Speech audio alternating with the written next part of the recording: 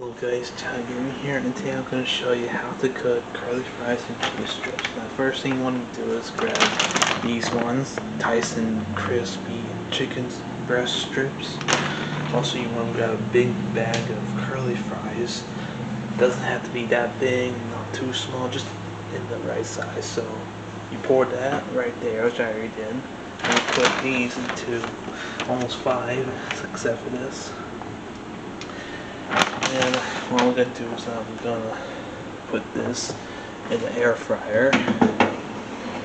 And I'm gonna see how long I want to cook. See that? When I turn this on, right here, it's gonna tell me the temperature. So we want to set it at 425. And then we want to set a timer. And then you press start, and there you go. So that's how you cook your food.